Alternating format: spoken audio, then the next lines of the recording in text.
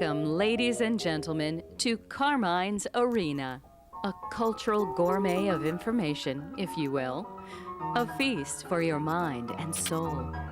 And now, without further delay, the man, the myth, the maestro, Carmine Arena.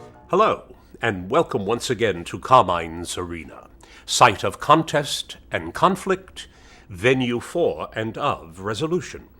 Resolution in terms of focus, remedy, and commitment, both yours and mine, to the preservation, the propagation, and indeed the celebration of Western civilization.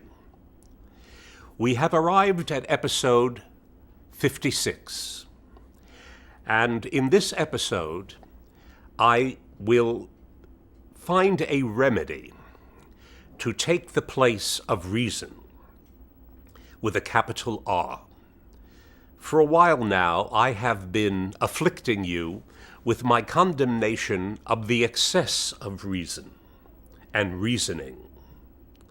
I've nothing against great reason, but I have a lot against excessive reason, which ultimately proves that it is not the absence of reason that is madness, but the excess of it, and when it is entirely overrated. Now, what is my answer? The question is begged. The answer is to question yourself, where is beauty? If, after reasoning through a proposition or a hypothesis or an argument, you don't find that the arc of that reasoning has an ending that can be called beautiful, and by beautiful I mean balanced, precise, detailed, and elegant, not pretty, not ornamental, but that has unquestionable beauty to it. If it doesn't, the reasoning is flawed. An overuse of reason, for example, is our best defense mechanism.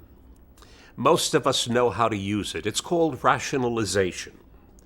It can rationalize any of our lousy behavior. It can rationalize away judgment itself, all using reasonable argument. Nonetheless, it remains a defense mechanism, and as such is fraudulent. You take reasoning in the mouths of politicians. There you get reasoning that ultimately becomes demagoguery, propaganda.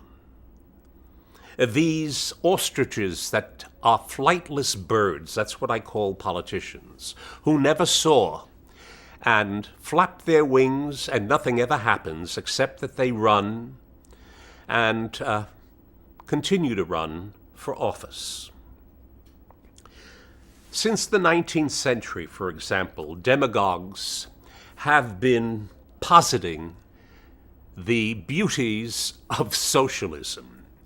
And yet when we examine the very nice word socialism, one can be seduced by the very sound of it. Nonetheless, it has been on the wrong side of the fiscal question since its inception in the 19th century. Socialists are people who never want to have the best version of themselves. They'd rather live from the cradle to the grave with entitlements. They are your perennial victims, and their vocation is victimhood.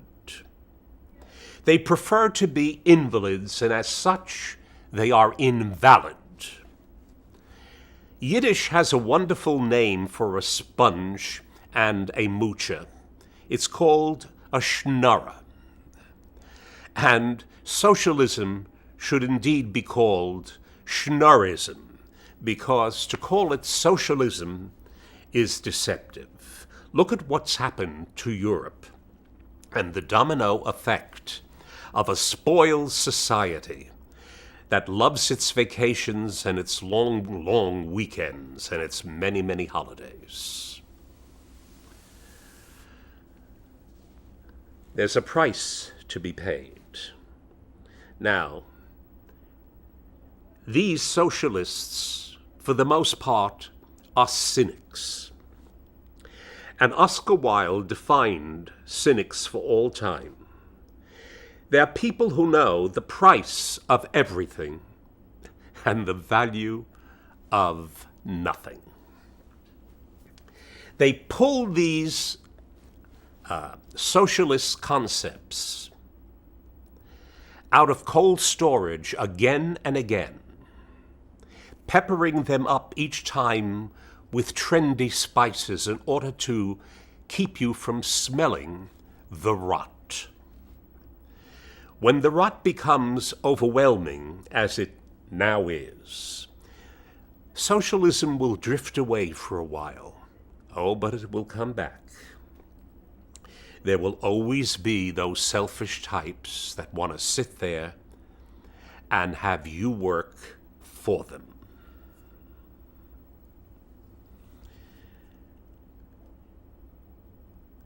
If you use reason as a foundation for morality, you immediately see the weakness of reason. For why should a neighbor run into a home next door that's on fire to save the neighbor's child? It's not reasonable to run headlong into a fire. You could make arguments against the risk in so many ways. It would be very, very facile to do it. But not saving that child would be utterly immoral. As reasonable as not going into that building sounds.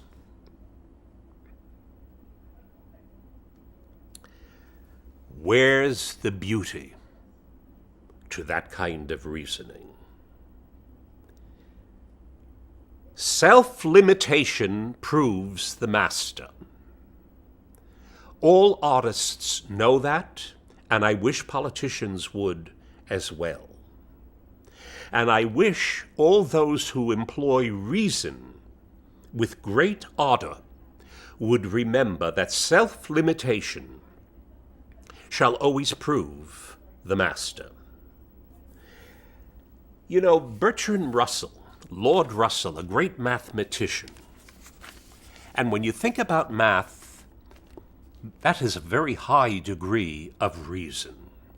Listen to what this great mathematician had to say. Mathematics may be defined as the subject in which we never know what we are talking about, nor whether what we are saying is true. A very humble observation from a man not known for humility. He also said this, and listen carefully.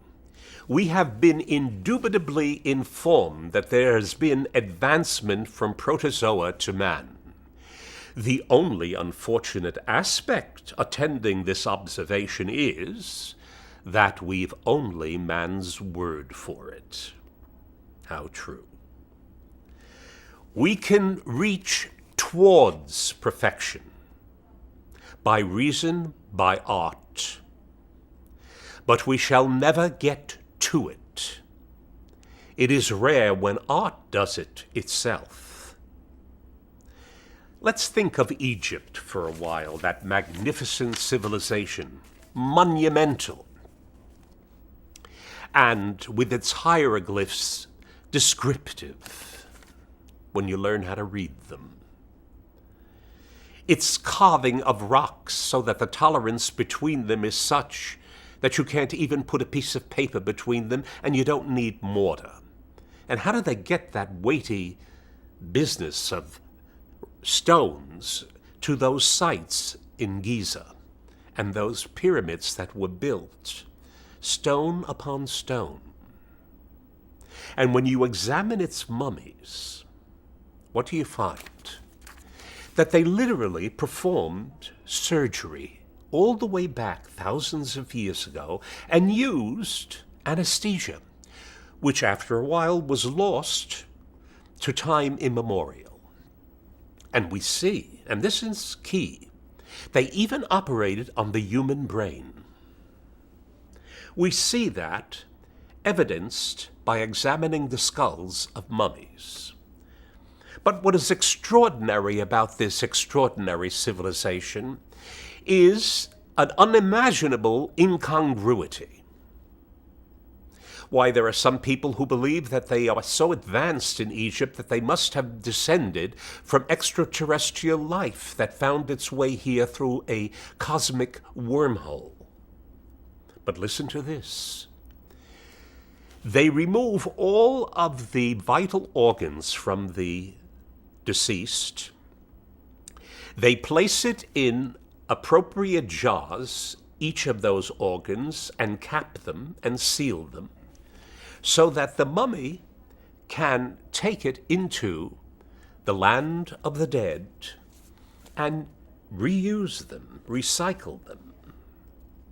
But the one thing that was never saved, mark me here, was the brain. It was scraped out of the skull through the nose by a terrible-looking instrument with a hook on it.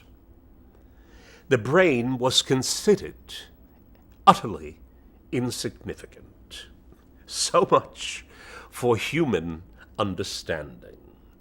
Never lose sight of that example I have given you.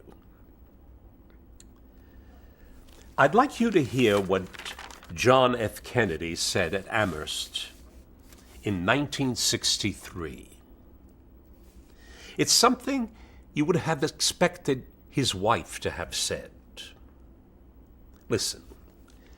When power leads man towards arrogance, poetry reminds him of his limits, of his limitations.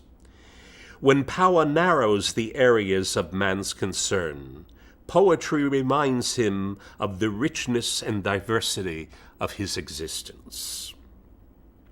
When power corrupts, poetry cleanses, for art establishes the basic human truths, which must serve as the touchstone of our judgments. The touchstone of our judgment, poetry, art, not reason. Beauty. Where's the beauty? That's what you must ask. That's what John F. Kennedy asked. Beauty is an alchemy that transmutes our baseness, after all. It transmutes that baseness into golden and governable imperishables.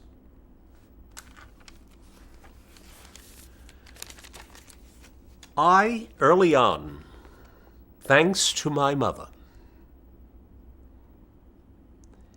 had entering my life, unsummoned, unbidden, beauty. It left me with a very deep wound. And till this day, I joyously pick at it to keep it open. Where's the beauty? Listen to what St. Augustine in his Confessions had to say. Way back, 354 to 430 A.D. are his dates. Too late I loved you, O beauty, ever ancient, and ever new. Too late I loved you, and behold, you were within me, and I, out of myself, and there I searched for you. What he was talking about was the beauty of his innocence that left him, or that he deserted. You see, art, beauty, and innocence predate reason itself.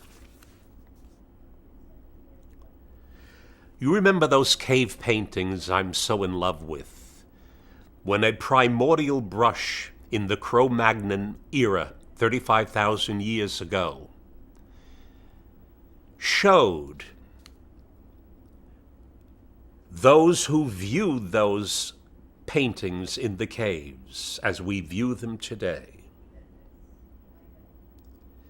how the eye can be dazzled by human sublimity. Even their tools for utility were designed for the eye to satisfy the soul. Where is the beauty when reason uglifies? Think of what atheism, a reasonable production, a reasonable philosophy, and yet where is the beauty in making us cosmic orphans? Atheists love criticizing religion because it claims religion cannot criticize itself. How wrong that tenet is. From the same confessions I read from St. Augustine said, knowing full well how playful he was being, but how profound, when he said, "Dear God, make me chaste and continent, but not too quickly." St. John Chrysostom, as another example, said this: "The road to hell is paved with the skulls of priests." You take abortion, 40 million human sacrifices since Roe v. Wade. Where is the beauty there? Is abortion ever going to be beautiful? Use a lot of reason, and it sounds like it could be.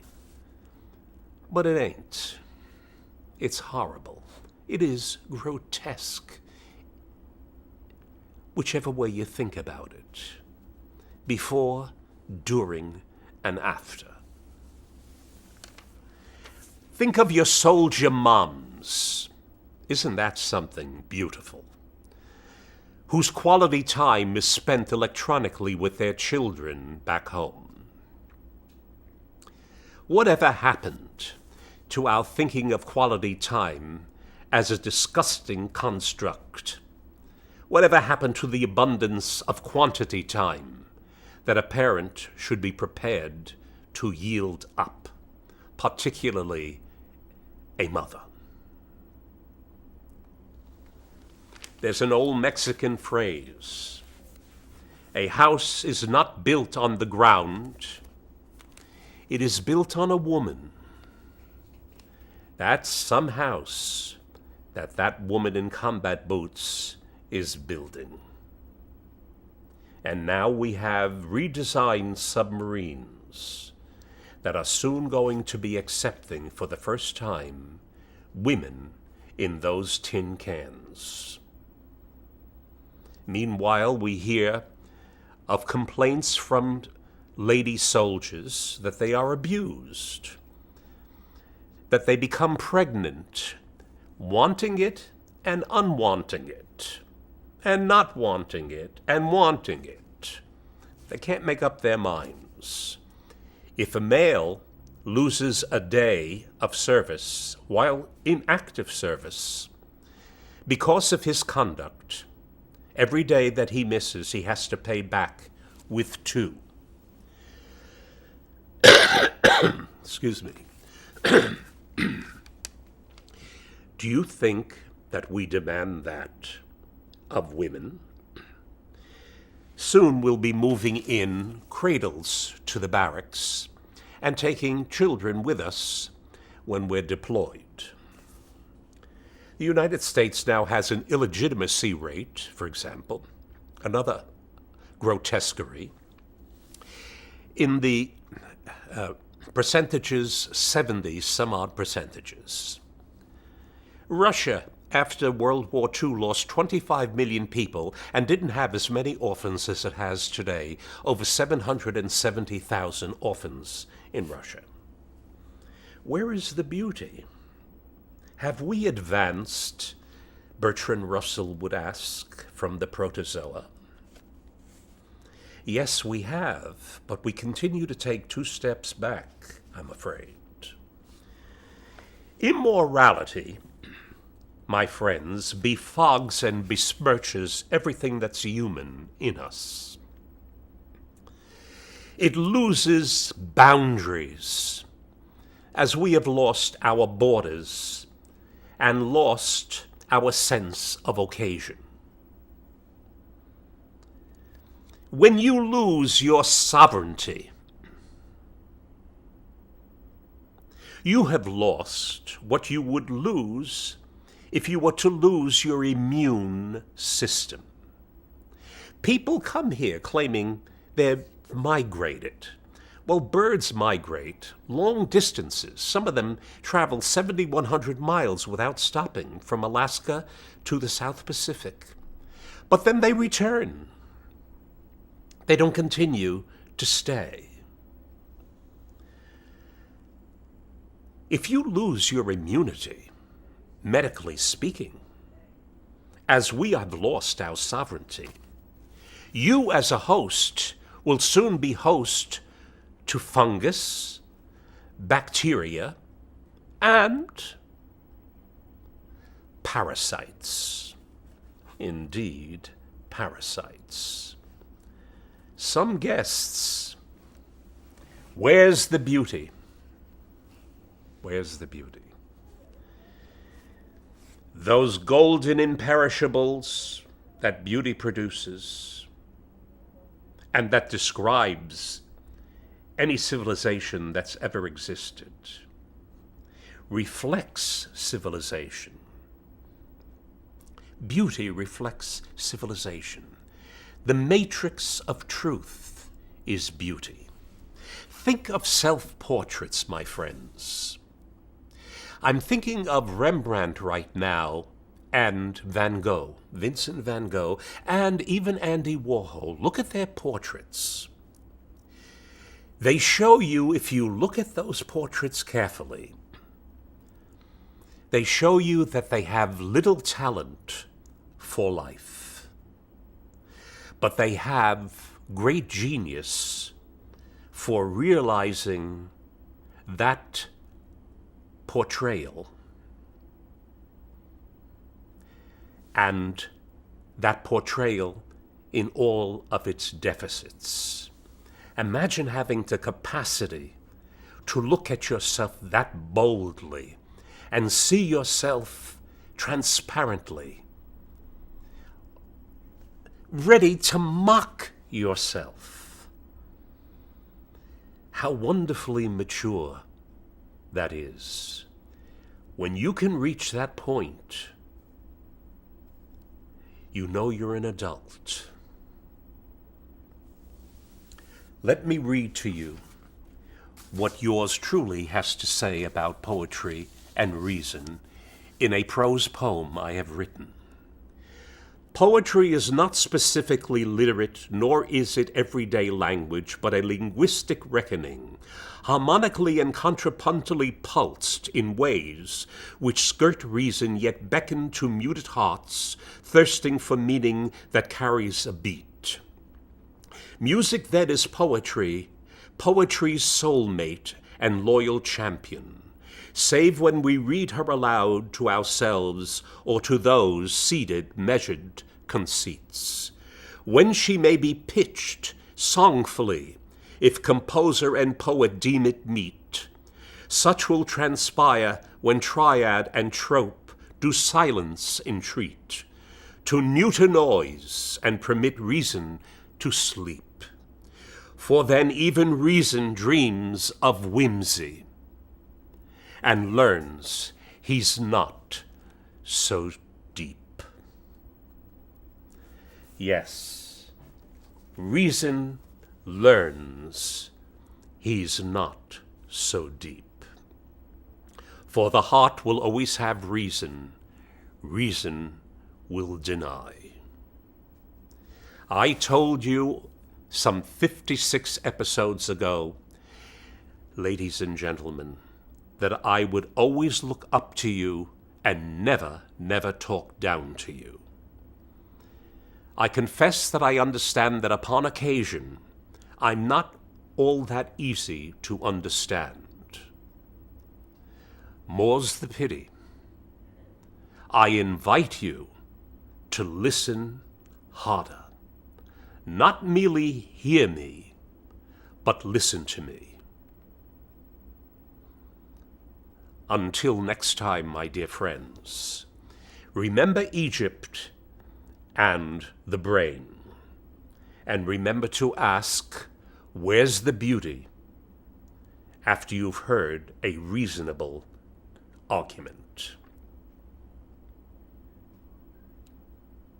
Keep the faith. If you have any comments or other remarks, and that I perhaps could even read on some of these broadcasts, please do not hesitate to write to me, Carmine Arena, P.O. Box 1029, Larchmont, New York 10538.